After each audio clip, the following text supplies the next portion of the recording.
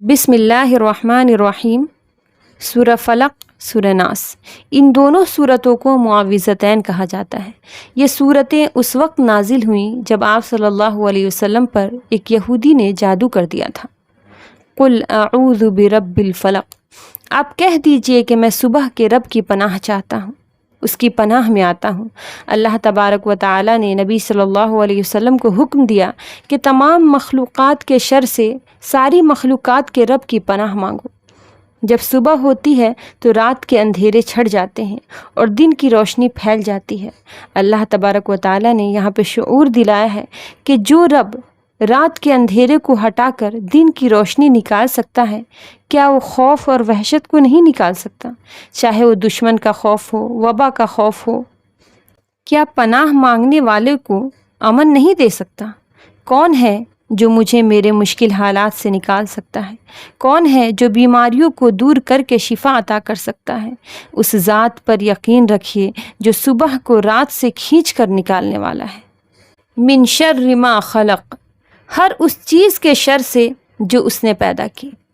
شر سے مراد ہر اس چیز کا شر ہے جس سے نقصان پہنچ سکتا ہے۔ اللہ تبارک و تعالیٰ کی مخلوق، چاہے وہ انسان ہو، چاہے جنات یا حیوانات، سب شامل ہے یہاں پہ، اور مخلوق کے اندر شر ہوتا ہے اور اس سے ہمیں اللہ تبارک و تعالیٰ کی پناہ لینی چاہیے۔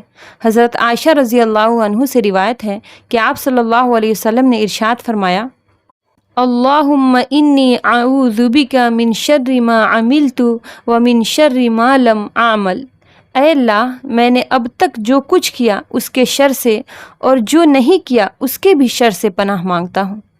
یہ بخاری کی 6896 نمبر روایت ہے۔ تو اللہ تبارک و تعالیٰ کے سوا کسی اور سے پناہ مانگنا شرک ہے۔ وَمِن شَرِّ غَاسِقٍ إِذَا وَقَبَ، اور اندھیری رات کی تاریکی کے شر سے جب اس کا اندھیرا پھیل جائے۔ اور اندھیری رات سے اس لیے پناہ مانگنے کے لیے کہا کہ اندھیرے میں جرائم ہوتے ہیں، خطرناک درندے نکلتے ہیں اور موذی جانور بلوں سے نکلتے ہیں۔ آپ صلی اللہ علیہ وسلم نے فرمایا، جب سورج غروب ہو جائے تو شیاطین ہر طرف پھیل جاتے ہیں، اس لیے اپنے بچوں کو گھروں میں سمیٹ لیا کرو اور اپنے جانوروں کو باندھ رکھو جب تک کہ رات کی تاریکی ختم نہ ہو جائے۔ تو رات کی تاریکی سے اللہ تبارک و تعالیٰ کی پناہ مانگنی چاہیے۔ وَمِن شَرِّ النَّفَّاثَاتِ فِي الْعُقَدِ، اور گرہ لگا کر ان میں پھونکنے والیوں کے شر سے بھی، یعنی وہ تمام لوگ جو گرہوں میں پھونکے مارتے ہیں جادو کرنے کے لیے، اس میں مرد عورت دونوں ہی مراد ہیں۔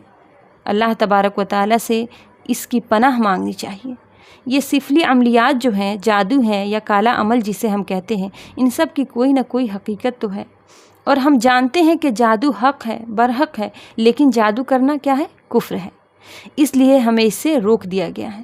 جیسے ہم کوئی نیک اعمال یا وظیفہ کرتے ہیں تو اس کا اثر ہوتا ہے، اسی طرح جادو کے جو کلمات ہوتے ہیں ان کے بھی کچھ اثرات ہیں، لیکن اس سے کیا کر دیا گیا ہے؟ ہمیں روک دیا گیا ہے۔ اس لیے اللہ تبارک و تعالیٰ سے ان سب کے شر سے پناہ مانگنی چاہیے۔ اللہ تو ان کے شر سے ہمیں بچانا۔ وَمِن شَرِّ حَاسِدٍ إِذَا حَسَدَ، اور حسد کرنے والے کے شر سے بھی جب وہ حسد کرے۔ حسد کا کیا مطلب ہے؟ حسد کا مطلب یہ ہے کہ کسی انسان کو اگر اللہ تبارک و تعالیٰ نے کوئی فضیلت، کوئی نعمت عطا کی ہو تو دوسرا انسان چاہے کہ یہ اس سے نعمت چھین جائے اور وہ مجھے مل جائے، تو ایسی صورت میں حاسد سے پناہ مانگی گئی ہے۔